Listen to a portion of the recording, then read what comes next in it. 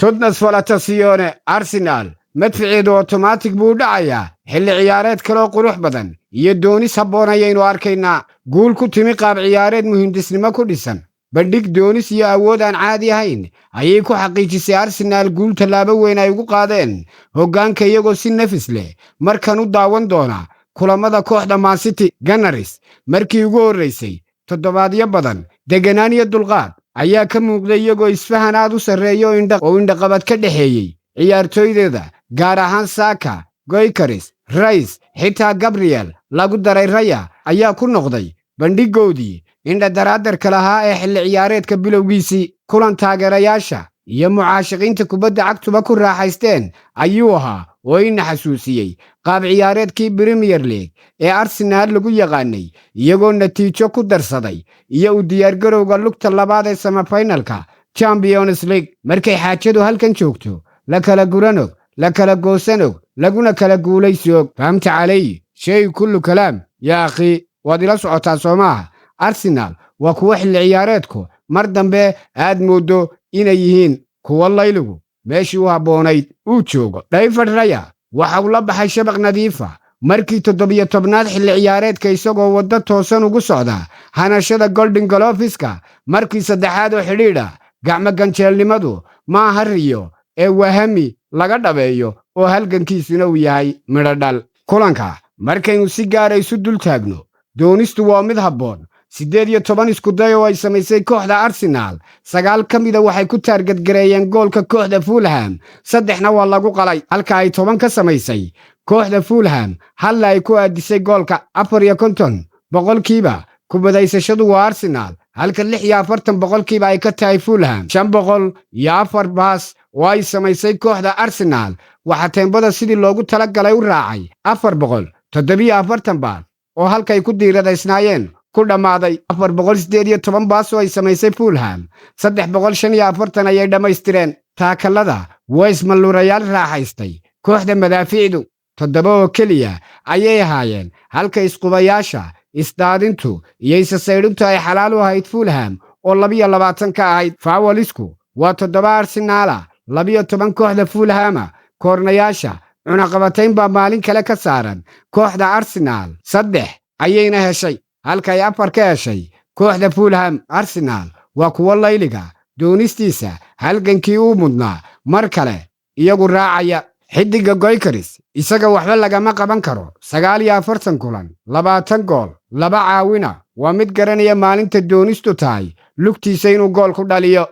Arteta inuu farxaa waxa uu leeyahay waa mid uu ku xalaashaday halgankiisa dhabta iyo muhiimdisnimadiisa lagu daray afkaarta ay ajiibeen curadada uu isagu gardaadinayo sidoo kale markuu ka hadlay kulankan kadib oo la yiri ma daawanaysaa ama se ma tahay mid markani gambarka u dhiganaya kooxda Man City waxa uu ku leeyahay way habboon tahay Premier League waan iska jecelahay mar kastaba inaan daawado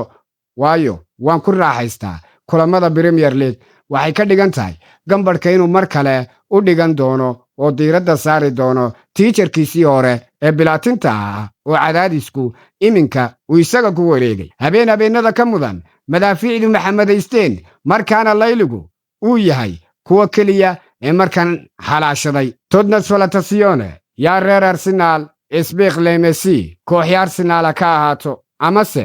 markaas ka qaado lefti Premier League dhinaca kale kooxda Barcelona iyaduna habeen kale oo caqiibo leh ayay qaadatay kulan xiiso lahaa oo si fiican ay uga adeegtay kooxda Osasuna ayaa mid si gaaraysan loogu hayay waxa la gaadhay waqtigii Barcelona loogu hambaliyay lahaa hanashada horyaalkii 29aad dadaal badan oo joogta ayay geliyeen hanashada horyaalka ilaa 20kii sano ugu dambeeyay iyagoo samaystay caqliyad tartan oo aan ka hadhayn tartanka horyaalka ilaa kulanka ugu dambeeya xitaa haddii si kastaba sanadahan looga guulaysto waana tallaabo weyn oo ay qaadeen inay Real Madrid ku gaadhaan ama ku dhaafaan hanashada La Liga tani waxay ku tusinaysaa in caqliyadda kooxda Barcelona iyo muhiimdisnimadeedu ay tahay mid La Liga ka dhisan waqtigan oo halganku uu yahay oo keliya inay markaasi tirada ay ku boobaan 88 dhibcood ayay gaadheen 34 kulan oo ciyaareen Real Madrid habeenkan maalintan maalmaha ka tilmaamanay Super Sunday haddii ay isballaqdo markaasi Barcelona iyagoo guryahooda jooga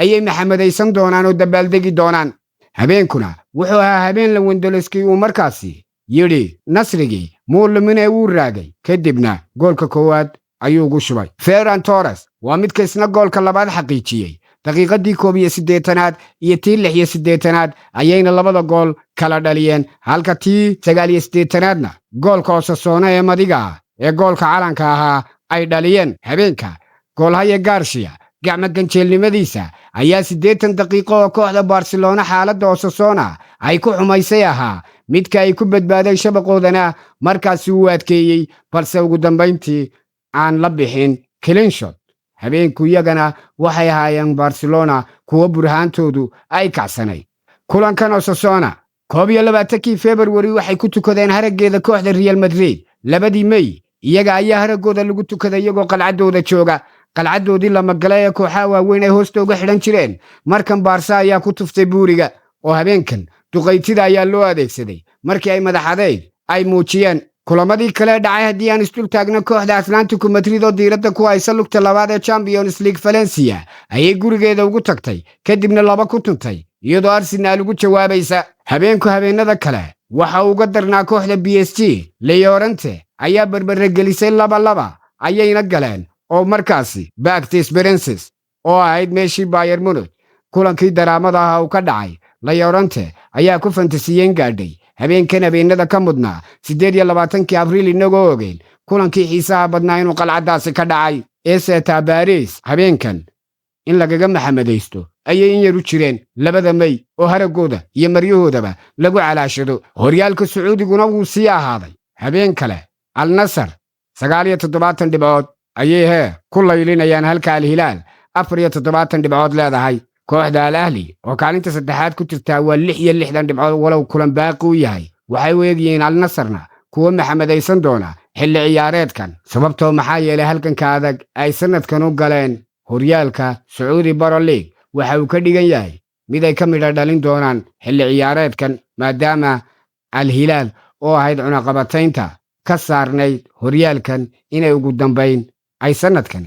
la baxdo gacmo madhan. xubintu waa kariskii iyo kala haadintii inagoo diiradda saari doona maalinta maalmaha ka tilmaamanaya Super Sunday. inta ka horraysa waxaan idin leeyahay wax karso yaan lagu karsane. sida ayaa maana Allah.